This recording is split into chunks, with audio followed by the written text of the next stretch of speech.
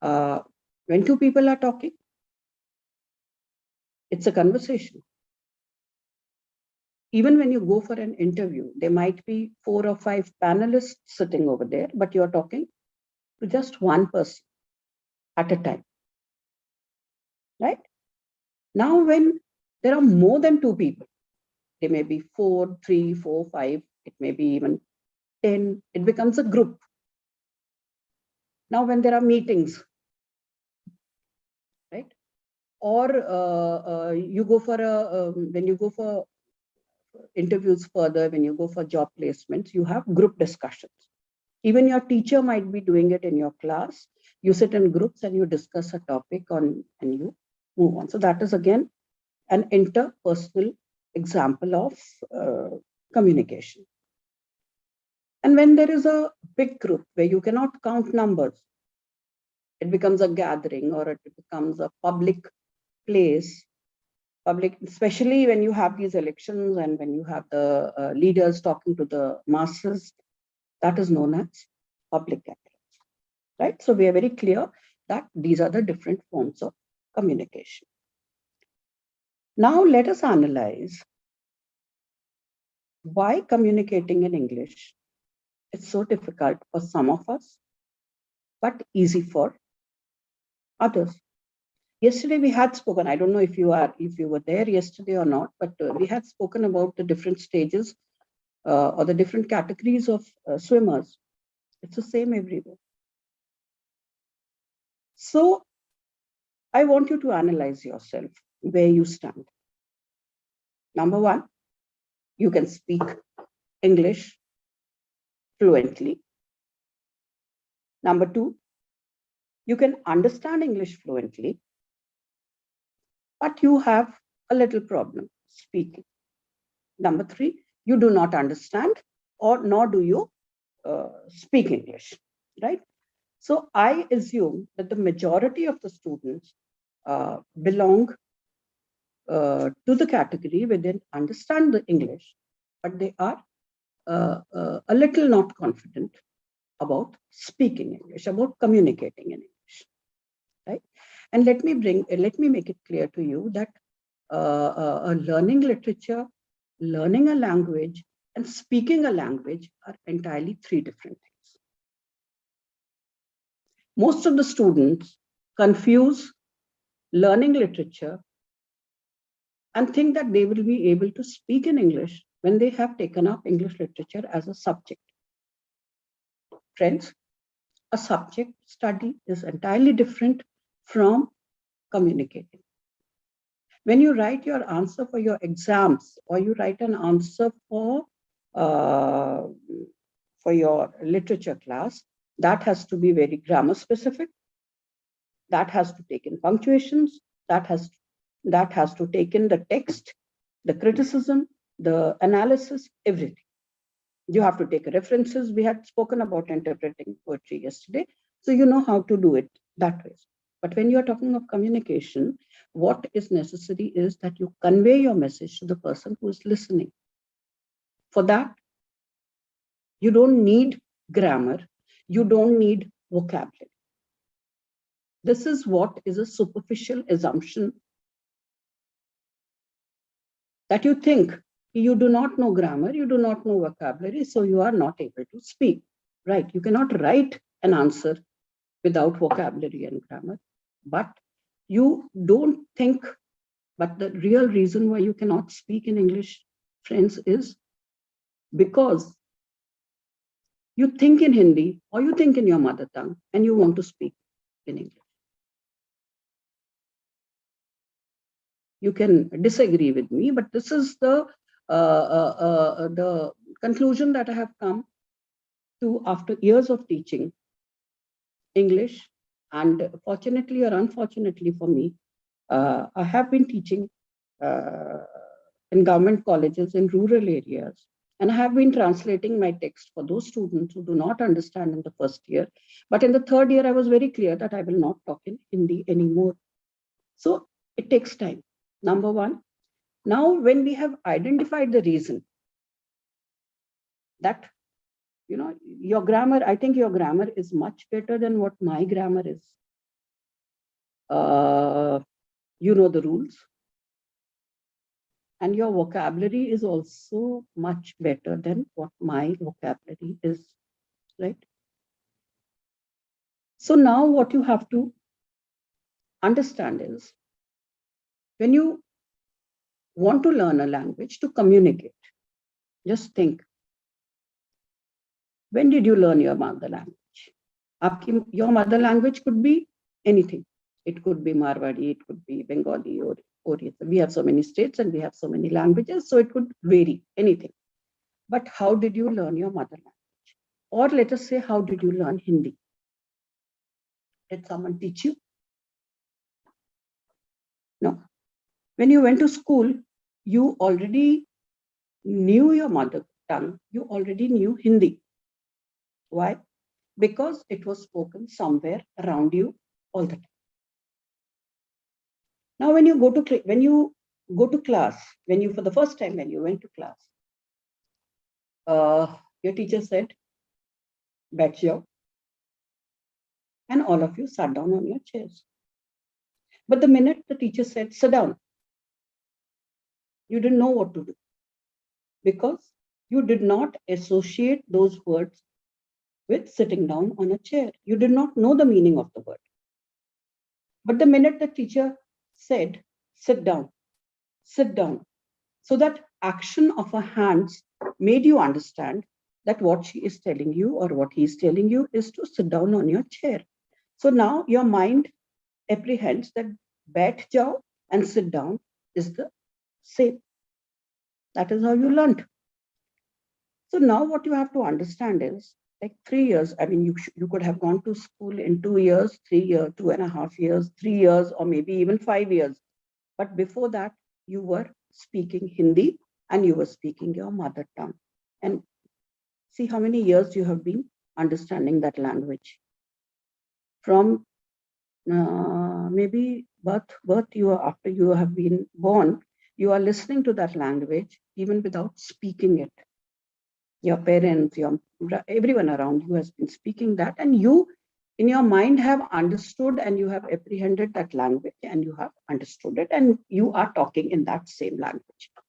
So when it took you at least 3 years or 4 years to understand that language, how do you expect that when you are not talking, when you are not speaking a language, how do you understand, how do you think you are going to learn that language? How do you think you are going to speak that language? Right? So your observation of people was followed by practice. You know, when a child for the first time touches a hot utensil, he knows it's hot. Right? And the first word he understands is, if someone says hot, he will understand hot. If someone says garam, he will understand garam, or whatever the word is when you use it in your mother tongue. So what the question is, you learned English, the language, you were introduced to the language.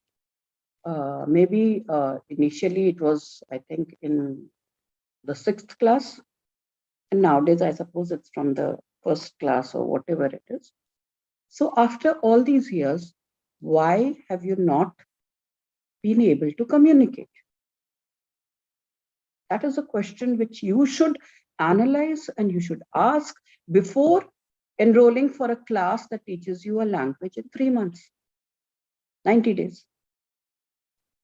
If you could not learn a language in so many years, can you do it in 90 days?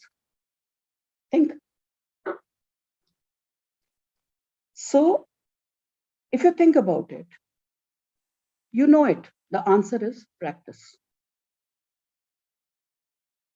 Whatever you know, you have to speak, you have to practice.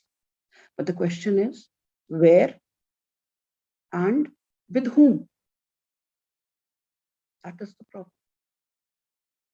You know how to read, you know how to write, you know your grammar, you know your vocabulary. But the thing is, where do I speak? If you speak with your friends, they laugh at you. If you speak at home, no one is willing to listen to you. If you speak out among strangers, people laugh at you. Angrez ban gaya hai.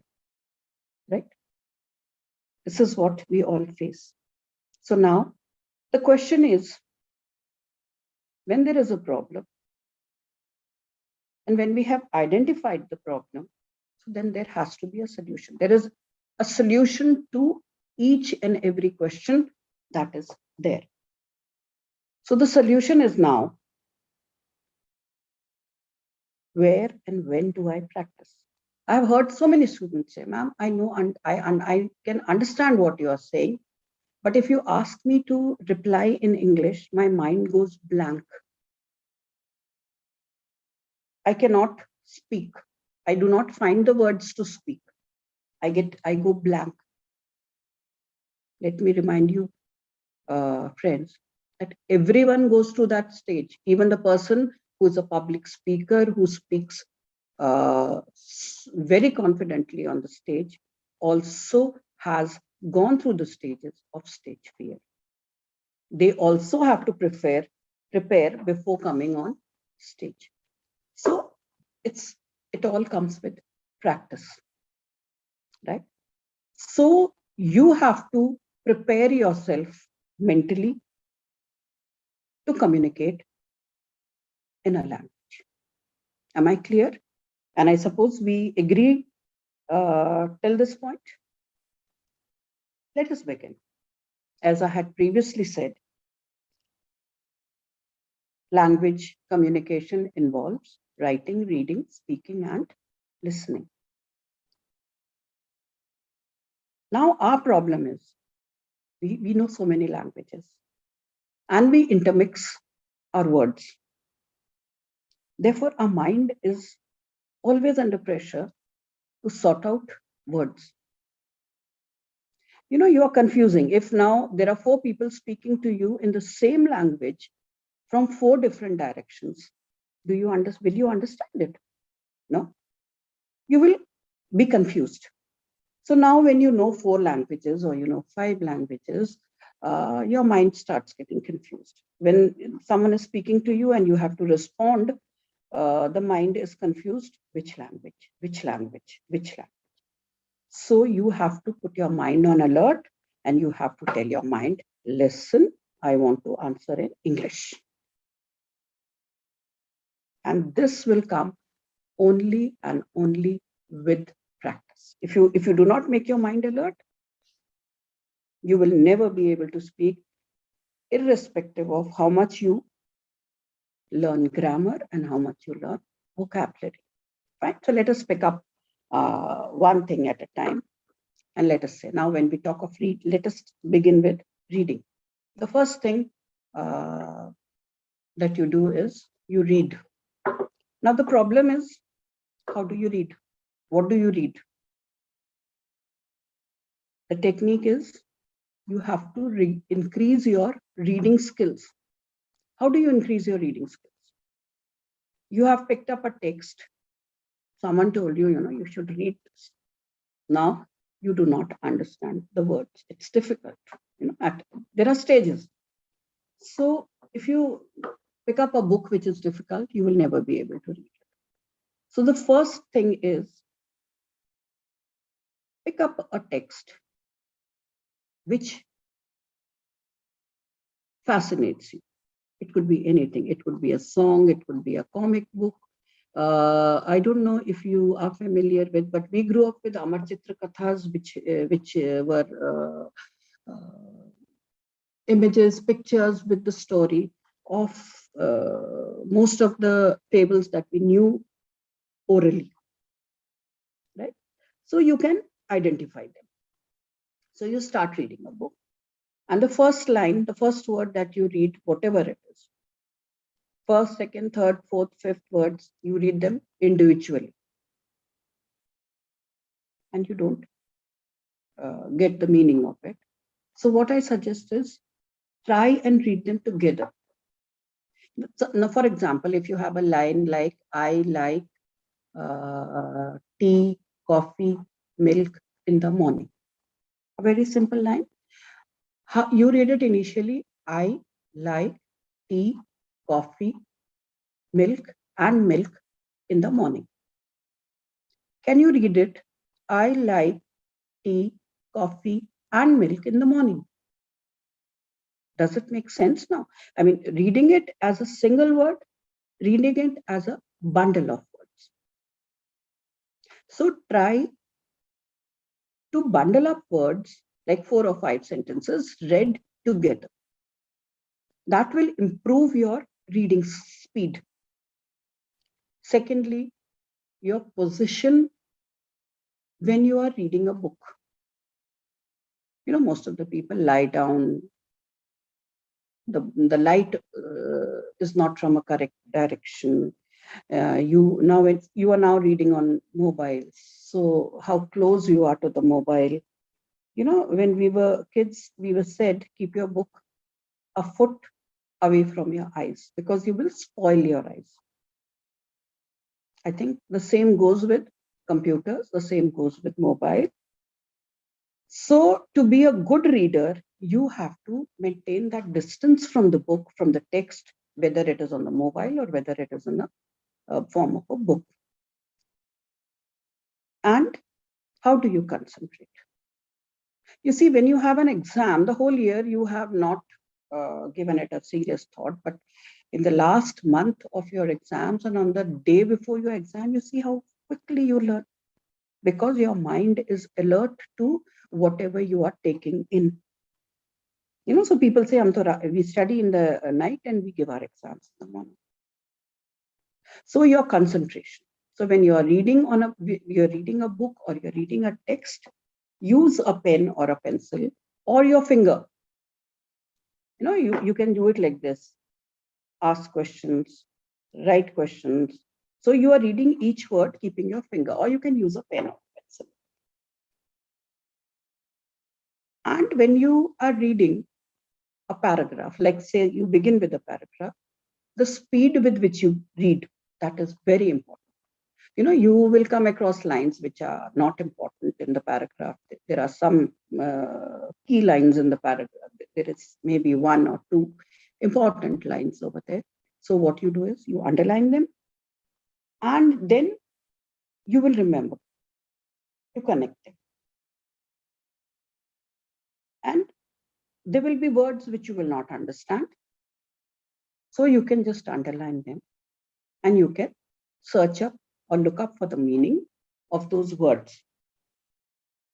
And first of all, when you pick up a book, any text, what you do is you read the title, you read the introduction to the text so that you know what the text is talking about. And how you choose, it is your field of interest. I may like a literary poem. I may like a song. You may like a book on science fiction. You may like something on geography. You might like something on travels. Like you have to think what you like and then find a book or an article or something which is related to that, and then practice reading. No one tells you, you sit and read for an hour or 2 hours, or you're not catching a train while reading a book, right?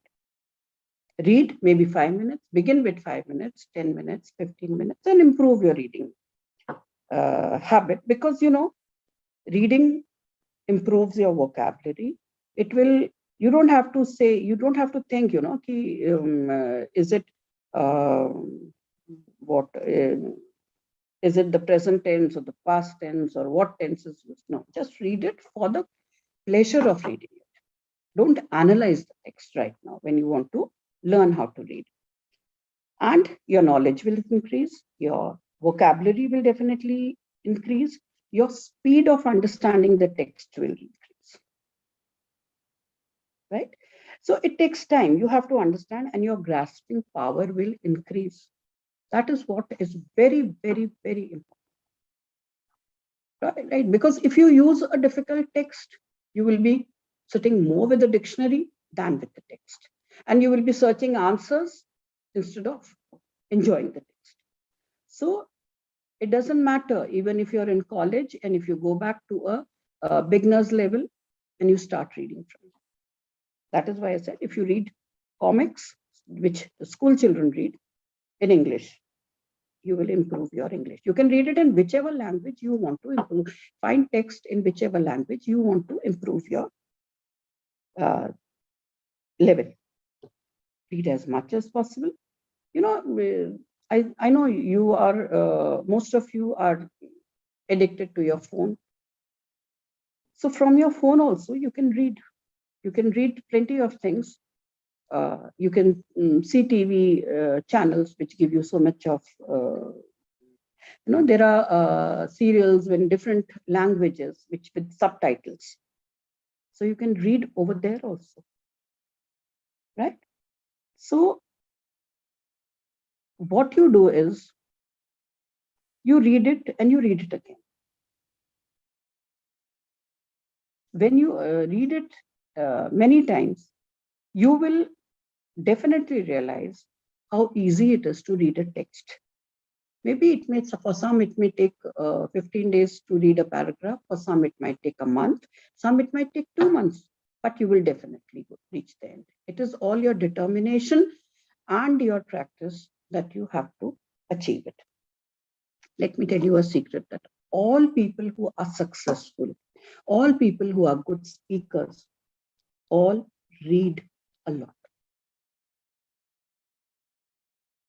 If you're familiar with the name of Shashi Tharoor, one day he was asked in a university, sir, can you give us one word on how to improve language skills or how to improve our communication? And he just said one word, read. So for all of you, be patient with yourself. Challenge yourself. Yes, I can read 5 lines. I can read 10 lines. And I'll suggest, make a weekly plan. I know, I don't know if you still do it. It may be an old fashioned technique, but when we were kids, we were made to plan our, we made a timetable, to study before the exams. I don't know if you do it now or not. So you can make a reading plan, a weekly reading plan. You don't have to read the same text every day. Monday, say, make a chart. Monday, Tuesday, Wednesday, weekly, like write all the days at one side. Another second side, write what you're going to read. Maybe a short story, 1 page. Second day, you're reading a blog on a topic which you like. The third day, you're reading a news article. The fourth day, you're reading your textbook. The fifth day, perhaps a film review. You have seen a film, you search for the reviews online and read it. Then some news report, something, now you have so much of news on elections right now. So you have so many people who are writing about, assumptions, what will happen, with their views. And finally, a song. Just write down the words of the song, listen to the music and sing along. You have so many English songs, which, let me assure is, many of the people don't understand. And you won't like a song unless you understand the words. It gives no meaning. So unless you know the words, you cannot sing that song. So first, find the words, read them, and then listen to the music. Your reading becomes enjoyable. And then tick mark, every day you have done this. So it becomes, this is just a suggestion. You don't have to take it as such, but that is how you begin to read and you enjoy reading. And you can even stay up the whole night reading instead of, playing games on your mobile. Now, the second point is listening. The attention span of a listener is very small. In a class of 1 hour, if it is a lecture delivered, only 20% is what you comprehend, what you understand, or what you listen to. Now, you are sitting in a class, you cannot walk out. So what will you do? You have no choice. You will definitely and definitely stop listening. So always be listening, whether it is on your phone, whether it is not on your phone. When you want to enjoy listening, search an audio and start reading it. Now, writing is the most difficult part of it. You have to plan your writing. You have to organize your ideas. You have to think what the reader needs. You have to improve on the speed of your writing. You have to search for related words and the key to writing is 3S: simple, small sentences. So when you use small sentences, you will never go wrong. And finally comes the speaking part. You have read a book, you have written about it, you have listened to it, and now you want to speak. So discuss it with your friends in small, simple sentences. Hesitation in speaking will only go by your courage to speak. If you do not have the courage, you cannot go. So now how do you start speaking? You put on your earphones, start a music, take 2 mobiles. See, this is how you do it. Take 2 mobiles. You take your mother, father, friends, anyone. And on your mobile, you put on your earplugs and you listen to the music, not to the words of a song, but to the music of the song, just the tune. And from the close your eyes, and on the other phone, take a selfie and record with a selfie, record what you're speaking. Take it for 5 minutes and you speak on anything that you want to speak on, and then listen to that recording. You will understand where you went wrong. You will understand where you stopped, where you paused, where you used a wrong word, and and when you keep doing it, you will see how you are improving your own speech, right? So you have to make your mind alert. You have to force it to come out of its comfort zone of speaking or lapsing back into your mother tongue or Hindi. You have to say, no, I will speak in English in itself, right? So now what I would suggest to you is get into the habit of writing 2 diaries. One at night, at the end of the day before you sleep, and write down everything that has happened in the day, your feelings, whether you liked something, whether you hated something, you got angry with something, someone laughed at you, made a joke of it, you were appreciated by a teacher, whatever it is, right? Write small sentences. And the next morning, plan your day, what all activities you are going to do. Next day, read what you have written the previous day and write again. At the end of 15 days, you will see that you have improved your writing skills. And by the end of a year, you will laugh at what you wrote the first day, right? So what you have to do is write your diary, read your diary, and make it a habit to think words in English. It is a very, very conscious effort. You have been thinking for, you must be in the age group from 17 to 20, I believe, but you have been thinking for all these years in Hindi or in your mother tongue. So you have to make a conscious effort to start thinking in English, to train your mind to think in English, right? So it is only then you will be able to speak in English. I'll give you an example of a very simple word: impossible. It's a word, a negative word, which says, this is not possible. When today you're listening to me, maybe you're saying, yeah, it's okay to make it a theory out of it and say, train your mind, but it's impossible. But I would like you to break that word and say, I am possible. I can make it possible. Do I have you with me, or do I not have you with me?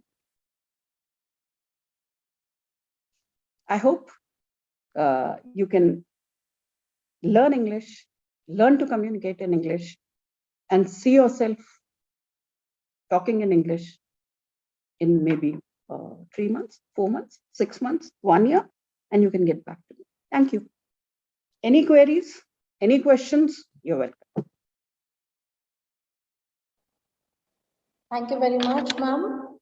Now I invite the queries or the questions from your side. All the participants are invited to put their questions or queries in. If you have any query,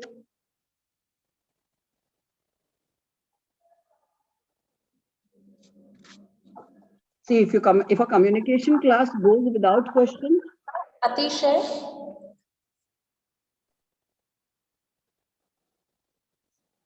Yes, Atishay. You wanted to ask something? You don't have to be afraid of talking in English. You can switch to a mixed language when you begin to try.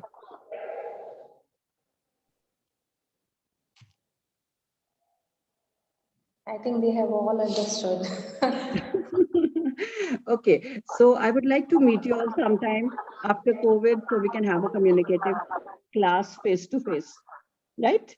Thank you, ma'am, as we are privileged with your presence in the knowledge. Thank you. We're looking forward to more lectures and your presence. Thank you so much, Shri. Thank you so much. Thank you. Thank you. I request all the students to stay back there in the session as we are going to start our next session on literary theory and criticism.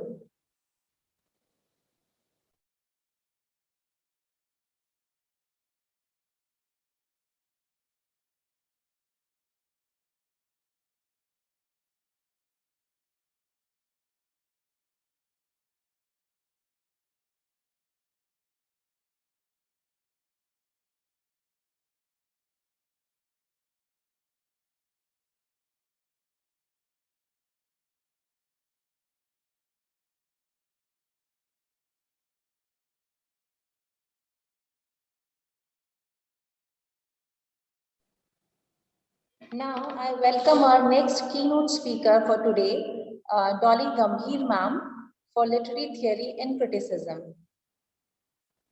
I request all the students, please stay back there.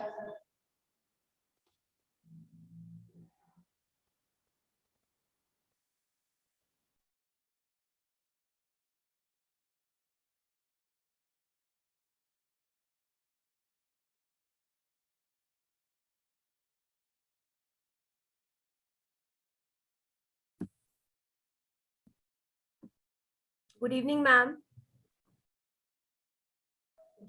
Very good evening, ma'am. Can you hear me? Yes. Okay. So thank you. I extend my warm regards to all the organizers, management, our principal sir, patron, Dr. Lalit Kishore Sharma, all the conveners, Dr. Shruti, Dr. Satish Kumar Jain. Thank you so much for giving me the opportunity, for providing us the platform, because I believe what I believe in, that we student of literature, we teacher of literature, we actually, technology wise, we are handicapped. This is what I believe in, right? And as they say that necessity is the mother of invention, and so we are here, moving away from the traditional kind of delivering lecture, from the conventional kind of delivering lecture. So thank you so much, everyone. Thank you, the listeners, my dear students. Thank you so much, right? So this is the second day of our webinar, and yesterday I hope I kind of clear all my concept to you all. So today, our today's topic is an introduction, as you can all see on your screen that it is an introduction to literary criticism and theory, right? So when I say an introduction, what exactly I mean, yesterday also, Kirti ma'am told us that literature is vast as ocean. So any concept, any idea related to literature, any ideologies related to literature basically is as vast as literature itself. And undoubtedly, in this particular hour, I cannot sum up my lecture. So I need, hours and hours, but again, there is a time constraint. So we have to sum up anyhow. So that is why I have used the word introduction. So, introduction, I intend to say, I am going to give you a brief understanding. I'm going to give you a brief comprehension, that what is literary criticism, what is literary theories, how they developed, what role they play in literature, why they are so important, and why people, teachers, student, why they are so scared, either to teach literary criticism or theory or to understand it. So, after this lecture, I don't think there is any need to be scared, because it's like if you enjoy the sound of ocean, you enjoy it, right? So I think it's like that only. Now, when I say, now that is an introduction. Now, introduction of what? Introduction to literary criticism. Okay. So when I use the word criticism, we oftenly end up thinking that criticism means discarding something. It is about saying ill. It is about saying bad. It is about denouncing something. It is about, disapproving something. So basically, we take criticism, the word criticism, in a derogatory sense. But thankfully, fortunately, when we talk about literary criticism, we don't mean that. Literary criticism means analyzing a work to the core, to understand its merits, to understand its demerits, right? And so here I present another slide in front of you all. Now, what is literary criticism, right? So a study, right? A study. Literary criticism is a study. Now, study of what? Study of an original text, right? Study, deep study of to the former work written by the writer only. What we do, we just depend on the summary given by the respected teachers. I am not saying that we don't need a guide, we don't need a teacher to understand any particular work of literature, but what to study, what I mean by saying that, we depend, we are completely, relying on their understanding, right? What interpretation, what summary they are giving us out, we are completely relying on them. And a study never says that. Clear? And when it comes to literary criticism, I don't think you can understand a criticism, or you can criticize a work only relying on the summary, only relying on the interpretation given by your teachers. Guru Re Brahma, Guru Re Vishnu. I agree, and I am Hindu. I respect my teachers. I myself is trying to be a teacher, but I would like to say this: if you want to understand the literary criticism, you cannot rely on the summary given by them. You have to be a good reader. It's like that, let me just give you an example, and I think it will take you away from the monotonous lecture also. So let's say you are going, your friend has gone in a restaurant. Okay, he has visited a restaurant, he's coming back to you, and he's telling you that the XYZ, the so and so restaurant is really good, it is great, the ambience is so wonderful, the food was so sumptuous, and you should someday also go. So what will you say? Will you say कि नहीं नहीं तू जाके आ गया या तू जाके आ गई, आई एम फाइन, तूने एक्सपीरियंस ले लिया, बस तू गई मैं गई या तू गया मैं गया, एक ही बात है? No, I am sure none of us will say that, right?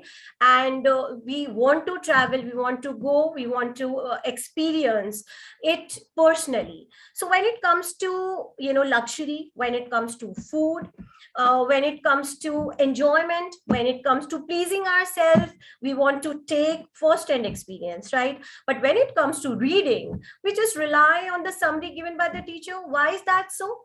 So to understand a literary criticism, you have to read a text thoroughly. You have to, you know, you have to dive deep into the sea. Now I'll move on. A study and evaluation. Now, what exactly we mean by the evaluation? Evaluation means reading, understanding the themes of particular work, you know, understanding the genre of particular work, understanding the language, the setting, the tone of the writer. Only then we can analyze a work of literature. Only then we can say that, yes, it is literary criticism. Okay, I hope my point is clear to you all. Now, I'll move on to next point, which is literary criticism is a philosophical discussion.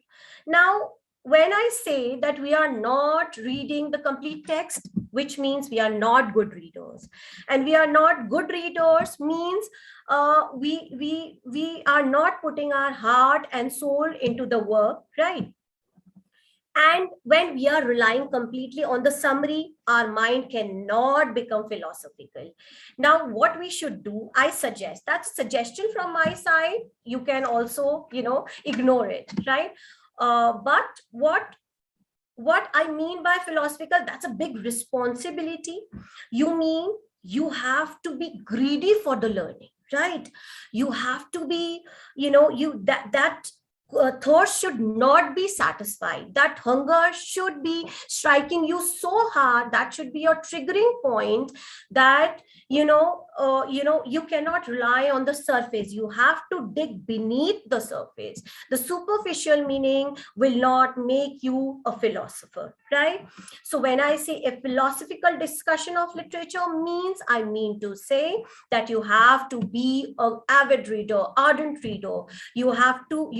You should have an indomitable spirit to become a reader, right? And the more you read, the more you think. The better you think, the better you speak. And all this reading, thinking, speaking, this combination will kind of make you a philosopher. Now, I'm sure abhi to at this point, none of us, we are not at all philosopher. Neither we can touch them, right? We are nowhere.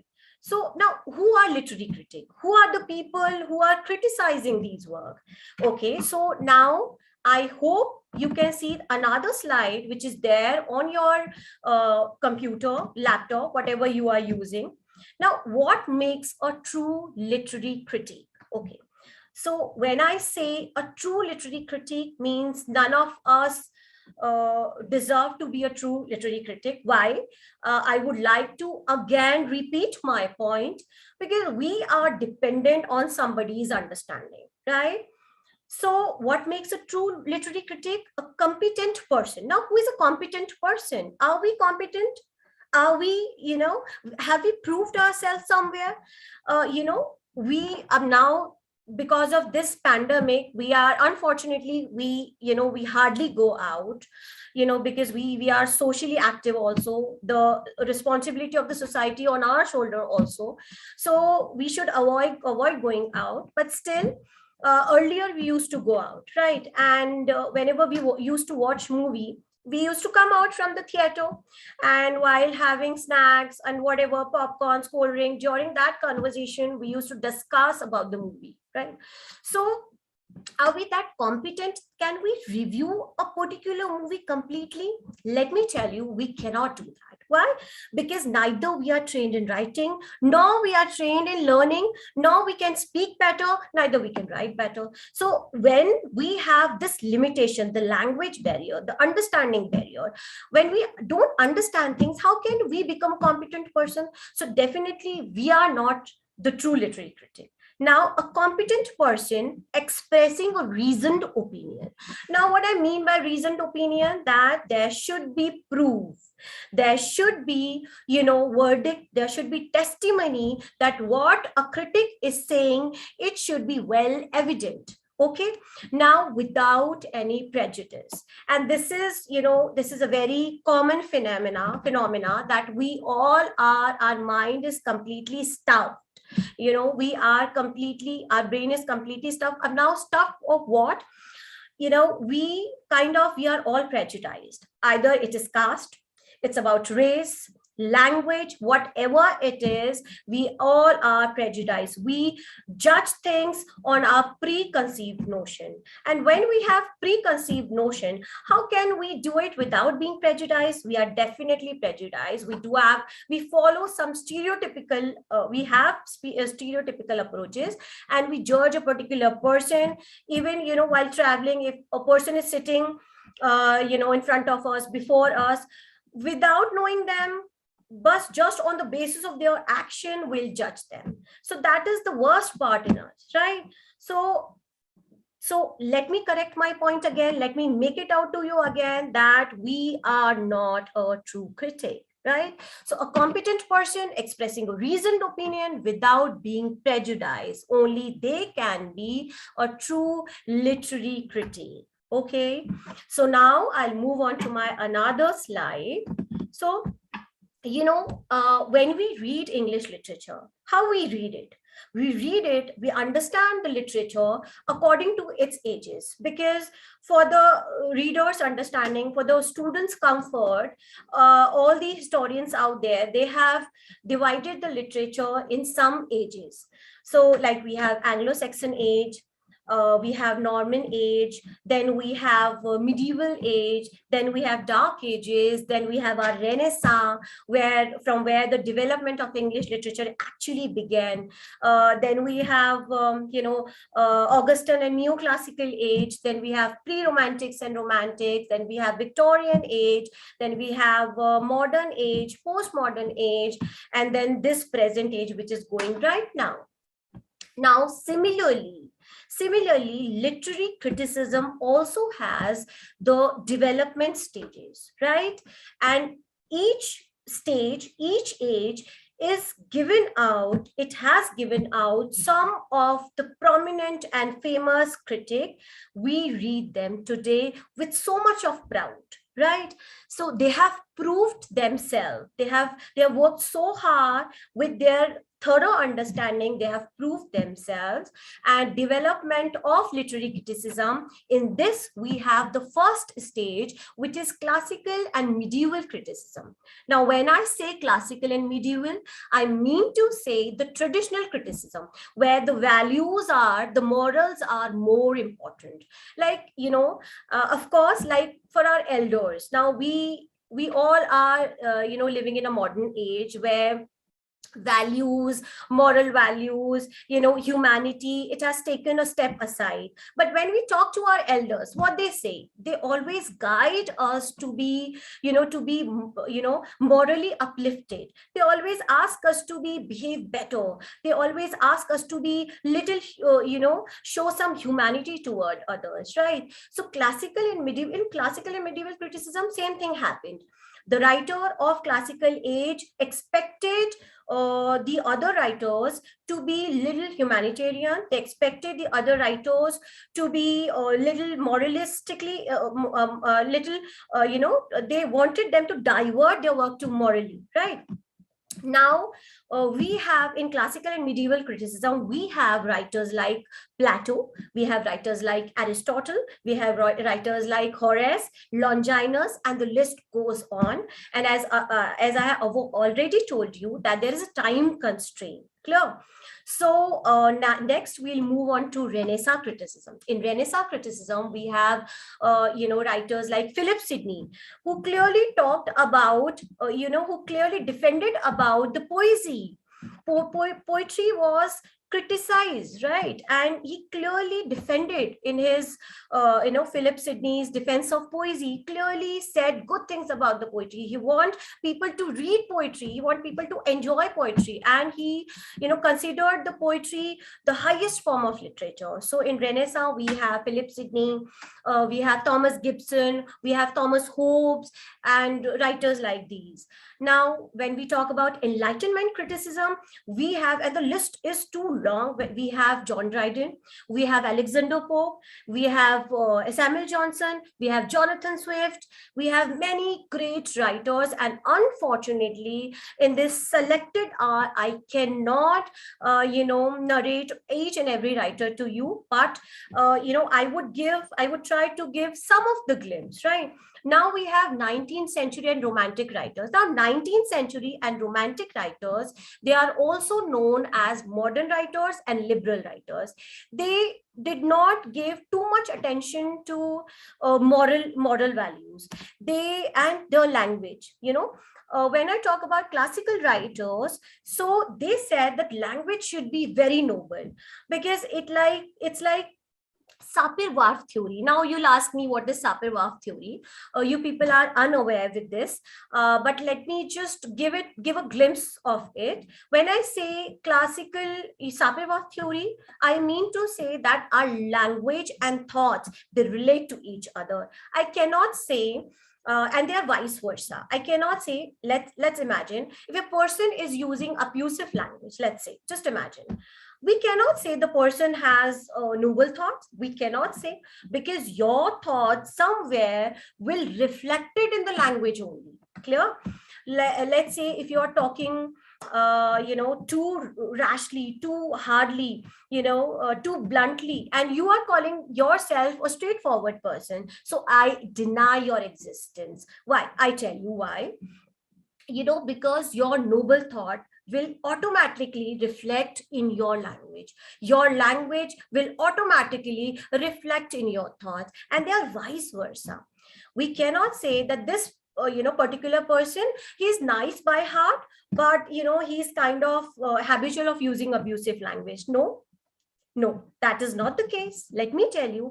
And my student listening out there, if you use abusive language, I'm not here to impart moral values into you, but yes, that is my duty. You should immediately correct yourself, because it is somewhere reflecting in your thought as well. So by using bad language, abusive language, harsh words, you cannot have noble thoughts altogether. So 19th century romantic critics, what they said, while writing criticism, we can use common language, which classical authors deny. They said, if you have noble thoughts, and if you are criticizing, if you are analyzing a noble work, there should be, there should be a need of noble vocabulary.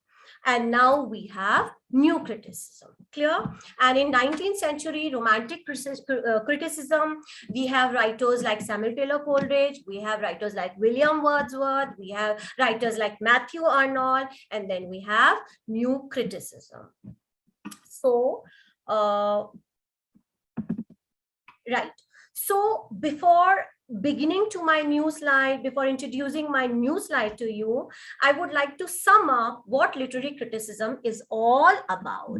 Now, literary criticism, they are individual works of many ancient and modern writers, in which they are interpreting their own opinion, they are interpreting a particular work, they are explaining a particular work, they are comparing a few works altogether, they are speaking out their opinion. So literary criticism is the individual work of many writers, ancient and modern both. Clear? Now, when we say some of the famous critique, right? So the list is too long, but due to time constraint, I have to come to the point. And the list, I've already told you the list is too long, but from where the criticism began, from where it ends, though it does not end here, but still after that the theory took the place. So from where it began from Plato. So when I say Plato, Plato is a Greek philosopher. He wrote many famous work, and one of the most famous work is his Republic, right? In which he ruled out the ideal state where he talk about theory of mimesis. Now, what is theory of mimesis? Maybe many of you know the word mimesis. You people might be aware the word mimesis, but some of you who are attending my lecture, let me clear to you again that mimesis means imitating something. And as you can read on the slide, that according to Plato, poetry is twice removed from reality. Now, what he exactly mean by saying that? Mimesis means imitating. Now, Plato's concept is that he says that whatever any concrete object which exists in this world, right? It is the imitation. It is the copying of already existing idea. Now, you might be confused with this definition. Let me just clear it out. Now, there are some people like me who are believer in God. Okay. So now what we say, anything good happens, anything bad happens, what we say, we generally, we normally give, if good happens, we give credit to God. Okay, if bad happens, we question mark the existence of God. We always say, भगवान ये तूने क्या किया, है ना? और अगर कुछ अच्छा हो रहा है तो हम क्या करते हैं? Normally हम कहते हैं thank God, thank you भगवान, ये सब तेरी इच्छा से हो रहा है. So like this. So Plato also believed in the idea that whatever concrete object is which exists in this world, in this universe, is copy of something. Now, copy of what?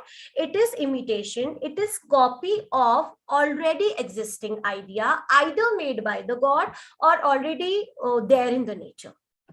Clear? So likewise, when any artist, these are the words of Plato.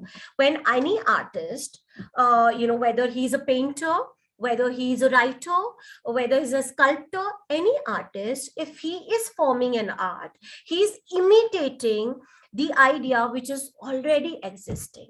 Now, if he's imitating the idea which is already existing, by saying that, he means that he's copying down the idea. And by doing that, he's removing the readers, he's removing the youth, he's taking the youth away from the reality. Now, away from the reality means, let me correct myself, let me just elaborate it, that moving away from the reality means, sometimes we say that you are being too impractical here. What do we exactly mean by saying this?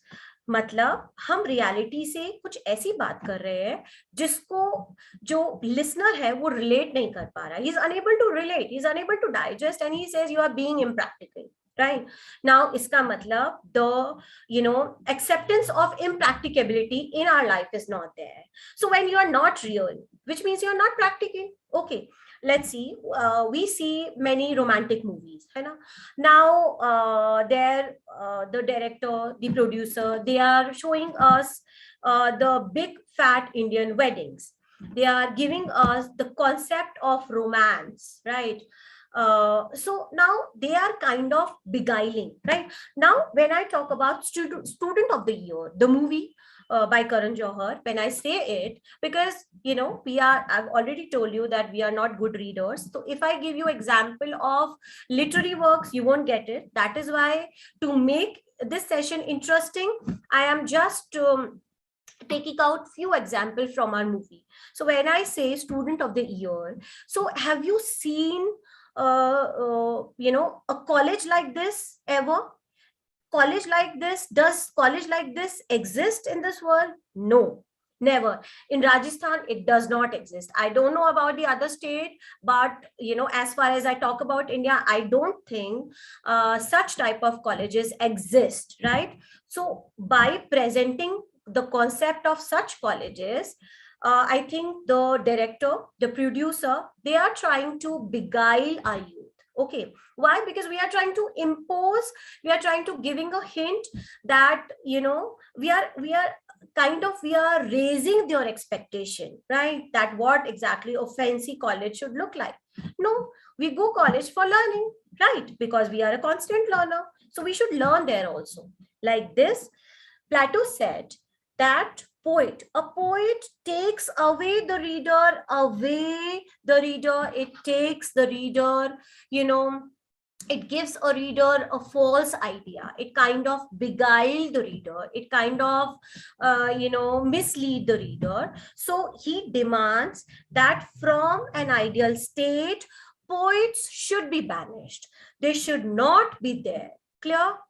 So now I'll switch on to my another classical critic, which is Aristotle. Who is Aristotle? And Aristotle again is very famous Greek philosopher, and he's also pupil of Plato, right?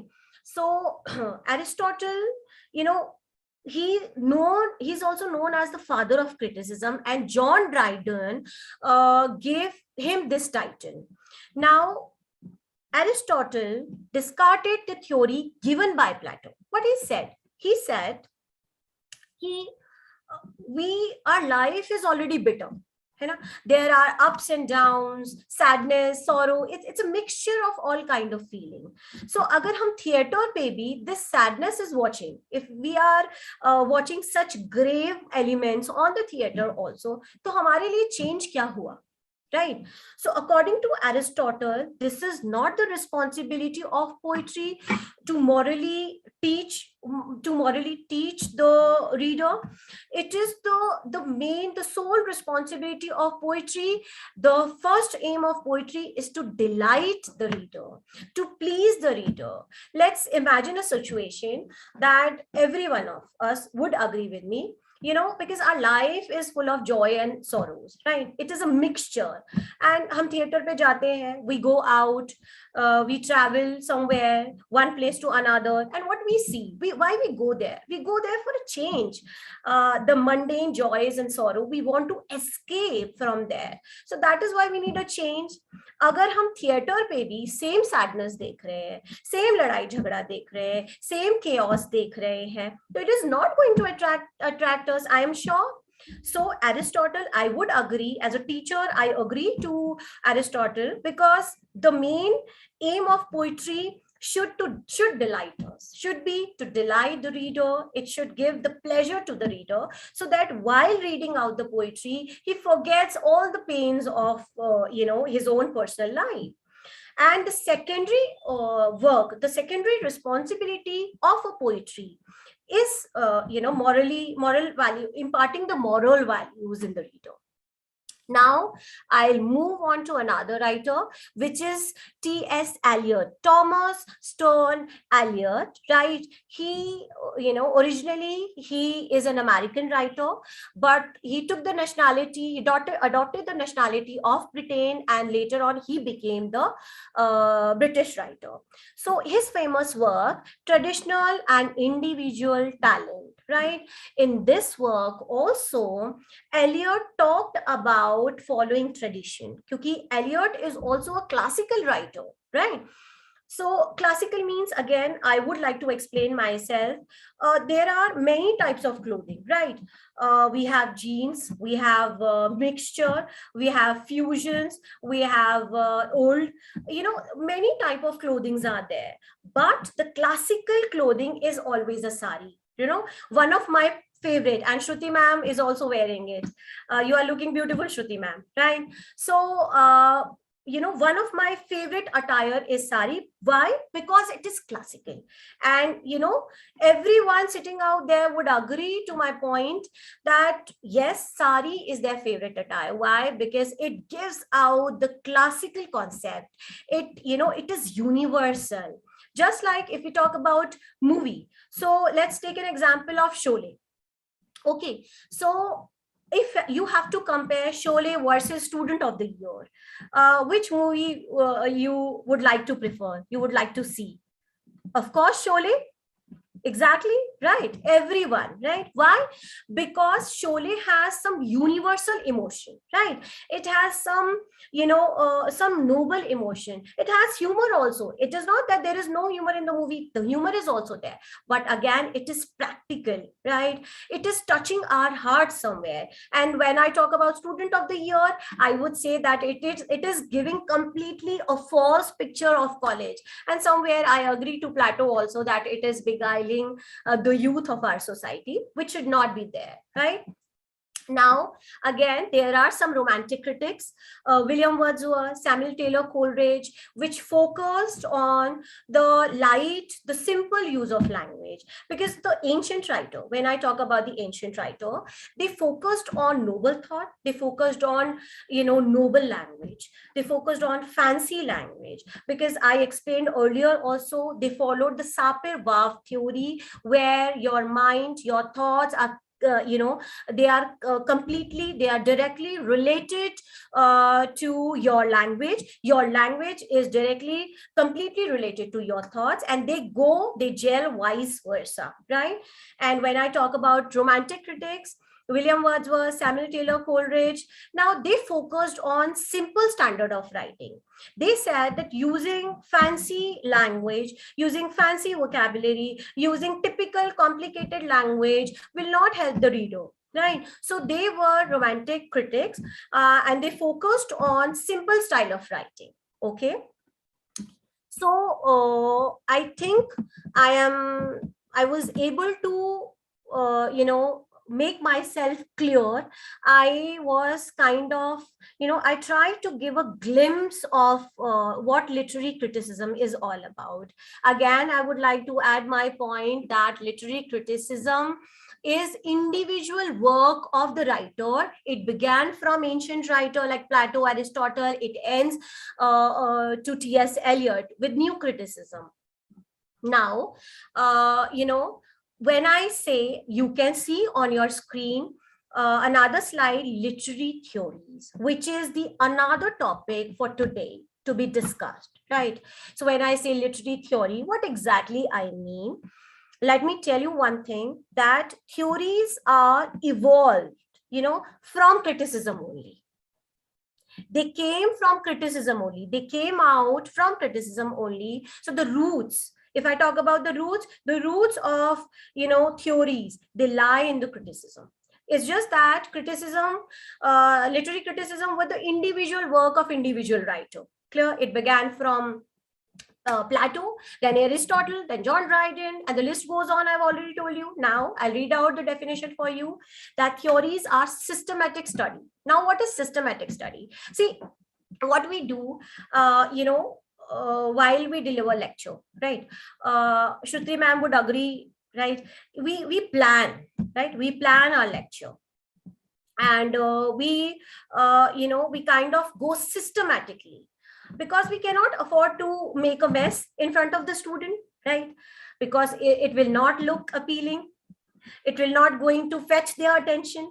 So theories are the systematic study. Again, it is a study. So being a literature student, if you actually incline towards literature, you cannot, escape from studying. So you have to become, and that's a suggestion, you have to become an ardent reader. Clear? So theories are the systematic study ideas. They are the methods which carry a practical application on works of literature. Now, in ancient time, when we talk about literary criticism, so there were writers who wrote their work. Now, another critic, maybe they didn't like the work, maybe they liked the work, they kind of analyze the work of particular writer while writing their individual work. Clear? So that is why literary criticism is individually divided. Clear? And literary theory means there is a system of approach. It is a method. this method is applied to understand a particular work.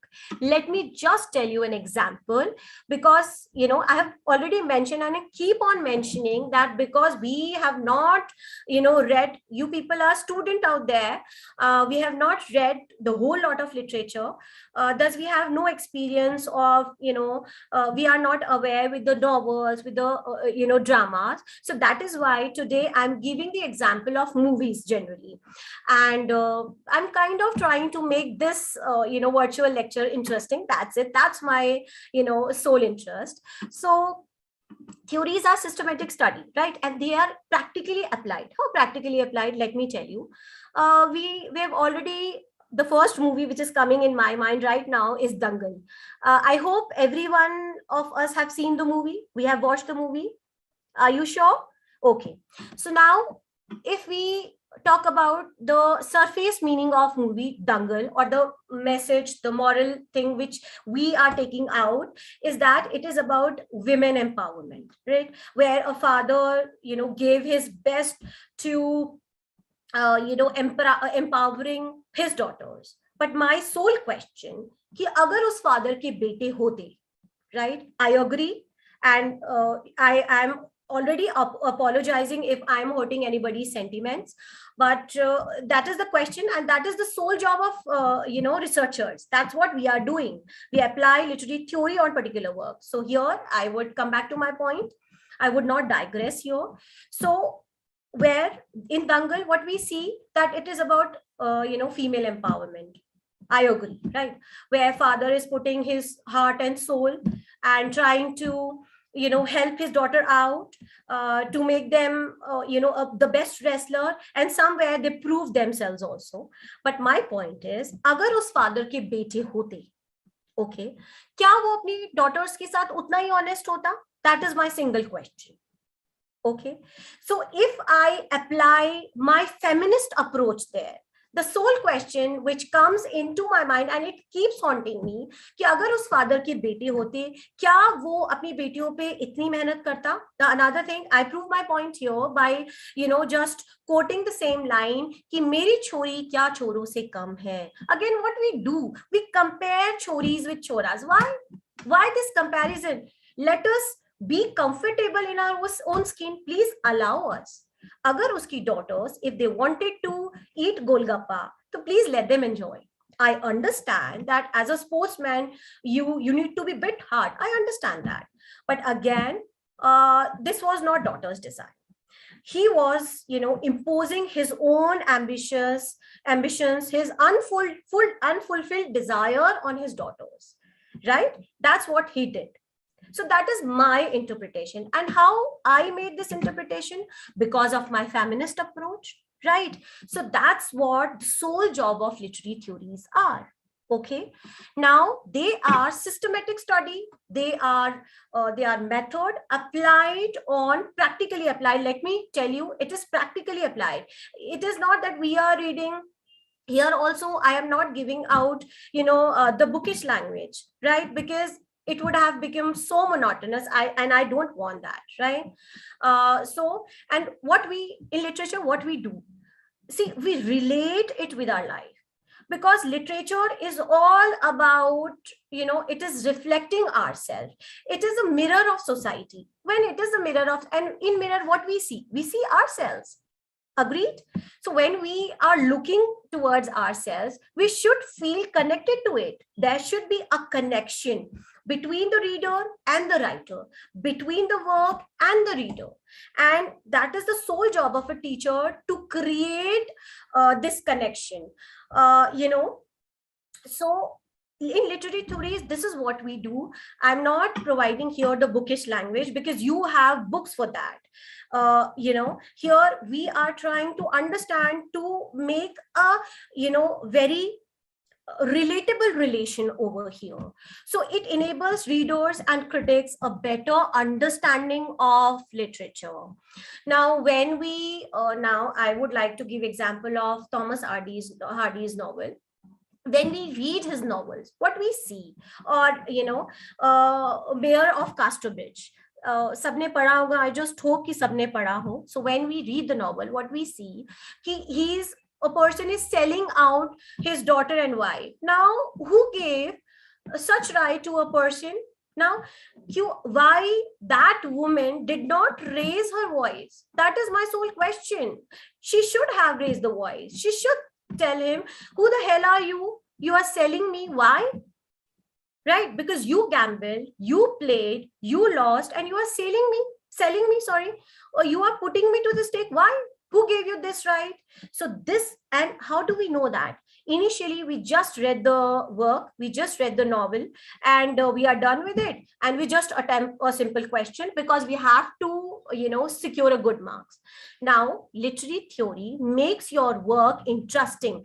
It gives you a different perspective. It asks you to read any work closely. It is giving you contextual insights, and that is the sole job of literary theory. Now, have you ever wondered, what question the theorists ask, how they applied it? They ask one fundamental question, that what is literature? Now, that is my question also, because I have just given out a simple definition that literature is the mirror of society. And I think you agree. I'm so sorry. We ran out of time. We are running short of time. I have to sum up my literature so soon. So I'll just try to. I'll try to go fast, right? So I'm really sad that I'm unable to deliver whatever I know here. But anyways, we'll try to have another webinar also. So now, what theorists ask? They usually ask what is literature, because movie, just like now I've given the example of movie Dangal. For you, it is full of feminism. It is about women empowerment. For me, it is not. I don't agree. I disagree. I completely disagree. Right. So the question is, what is literature? Because for everyone has different understanding. Everyone has different perspective. Everyone, the experiences are different from the society. I and you, we both don't share same experiences. Right. So that the fundamental question which always literary theorists ask, that what is literature? And we applied many theories to understand literature. And let me tell you, it is not that we can only apply a single theory on single particular work. It's not the case. We can apply Marxist theory on Dangal also. We can apply feminist theory on Dangal also. So many theories can be applied on a single, on a particular work, on an individual work, right? So I'll quickly read out the types of literary criticism and theories. I've already told you that theories are the developed part of criticism, right? So now first we have practical criticism. In practical criticism, what we do, it is the study of literature which encourages reader to examine the text without regarding any of the context outside. Now, I've already told you what we do. We completely rely on our teacher's understanding, which is not fair. Let me tell you, which is not fair. It is not going to help us. We should have some brain exercise over here, right? We should, read. We should struggle hard. We should strive hard with the text, original text. Right? So practical criticism focuses on the better understanding of first-hand experience. Again, I will say, I am, can I go to a restaurant in place of you? Will you allow me to do that? Nobody will allow me. Everyone, every one of us wants so much of luxury in life. So please open up with the literature as well. Please allow yourself to have, first-hand experience. That's what I'll keep on focusing on, right? Now, second thing is cultural studies. When I say cultural studies, right, cultural study means they are completely opposite. They are into direct opposition to practical criticism. In practical criticism, there is nothing on the platter. In cultural studies, we are providing the platter to the reader, right? We are giving the cultural context, we are giving the social context, and we are providing them the environment to understand a text better. Now we have formalism. As the title suggests, as the caption suggests, formalism compels reader to judge the artistic merit of literature. It focuses on the language.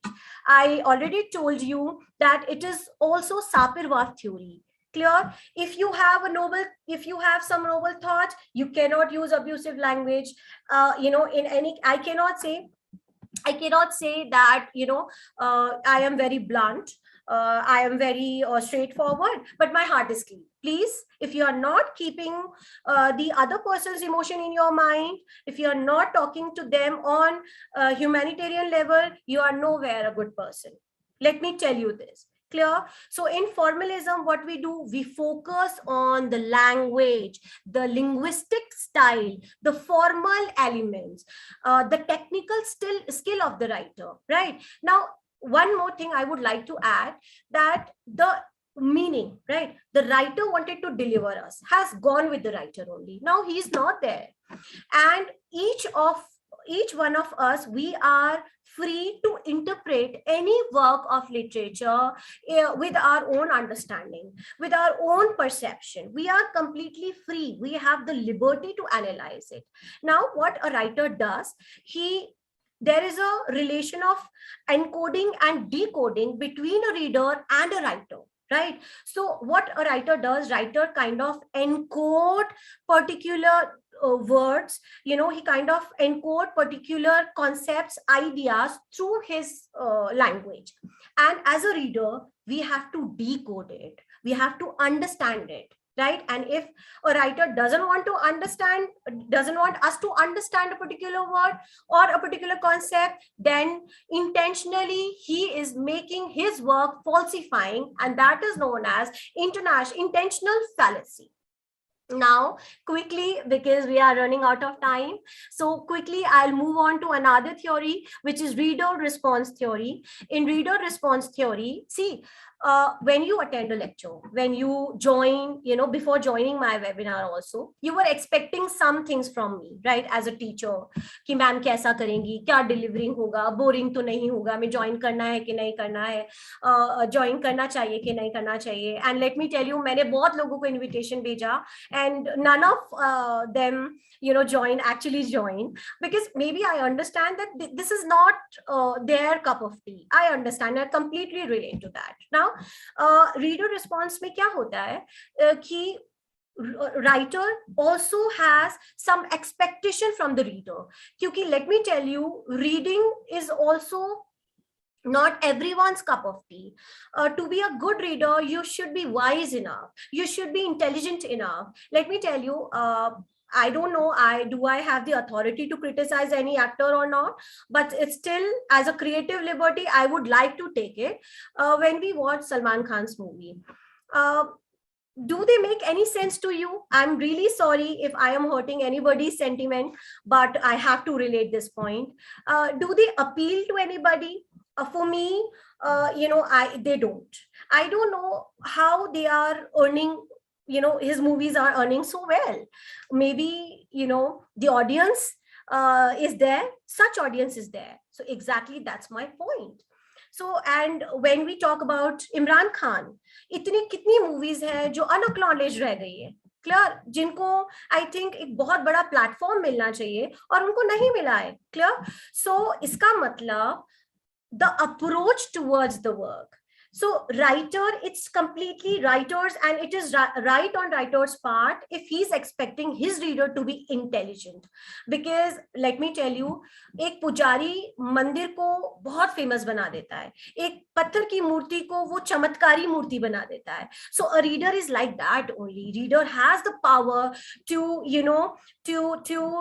give the empowerment to his writer. Right? A reader can, because if I am liking a work, definitely I'm going to share it with you all. I would recommend that work to everybody, right?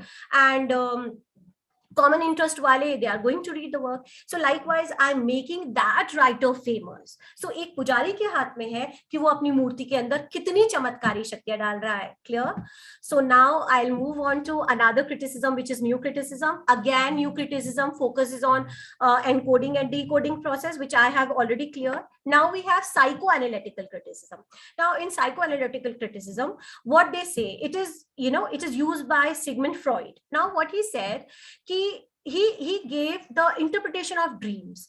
Now जो सपने हमें दिखते हैं, the dreams, the, you know, जो हम रात में देखते हैं dreams, वो from where they are coming, we kind of, जिस भी ज्योतिष के पास आप जाओगे, they kind of, you know, they try to interpret you, or they kind of, you know, they try to scare you on the basis of those dreams. So let me tell you, they are not coming from anywhere. They are not telling you anything. They are just part of your subconscious mind. It is said by Sigmund Freud in his in his psychoanalytical theory. Please, you know, forgive me for using wrong pronunciation somewhere, though I have given the lecture yesterday on the pronunciation, but you know, I'm rushing out because we are running out of the time. So in psychoanalytical criticism, we just, you know, deep dwell into the mind of reader, writer, characters. And Sigmund Freud told us that there are 3 stages of mind. First is it, then ego, then superego. So he elaborated it. Next we have Marxist theory. Now what is Marxist theory? This is what I was talking about, कि एक theory मैं बहुत सारे works पे apply कर सकती हूँ. Now Karl Marx, what he told us that there are 2 kind of you know, classes in the society. One is the dominant one, the other one is subservient, right? The dominant one means the ruling one.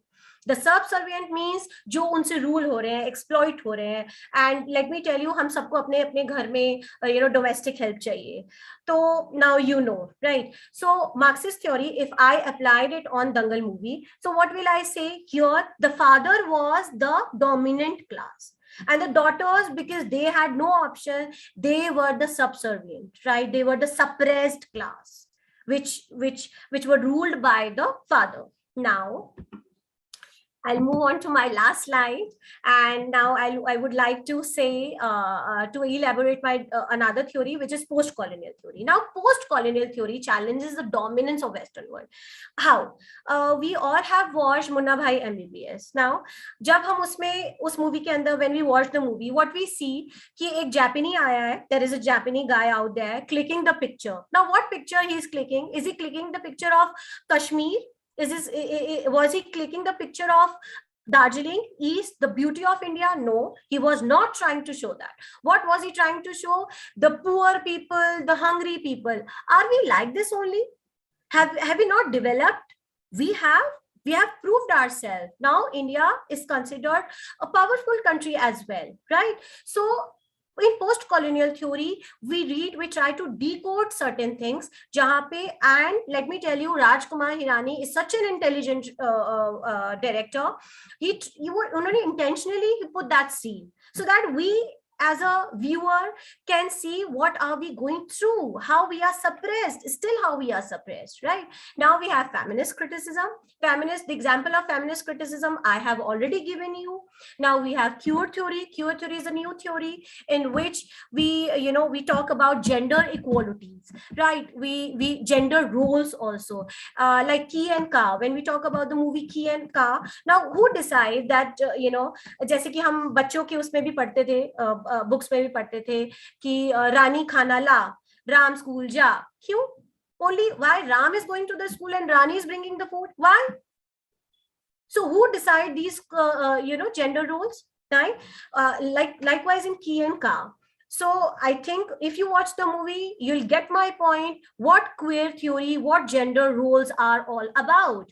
And last for today, we have critical race theory. And every day, ऐसा नहीं है कि सिर्फ America में, in United States this is happening. Here also we do the differentiation between Kala and Gora.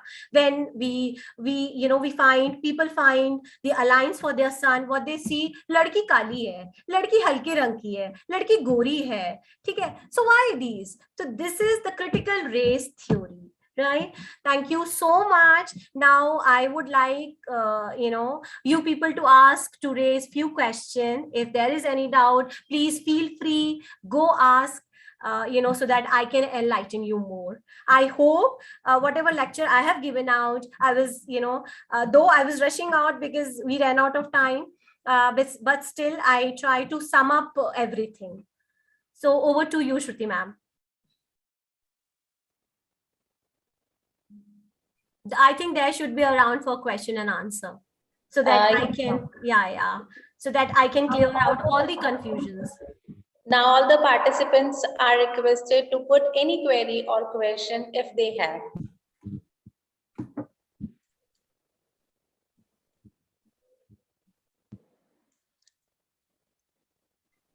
As a literary theory is a school of thought or a style of literary analysis that gives readers a means to critique the ideas and principles of literature. Literary theory helps readers to gain a deeper understanding while reading literature, while drawing on a critical theory to gain further insight into literary text. Thank you very much, ma'am, as you have just enlightened us with the knowledge in literary theory and criticism.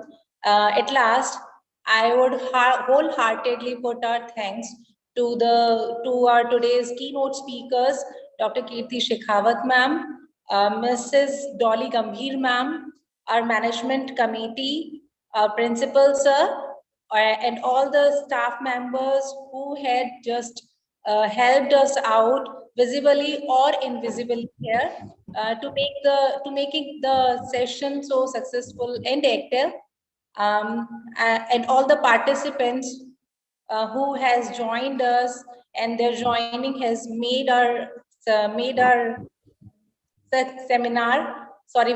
successful. Thank you very much. Thank you everyone for joining us.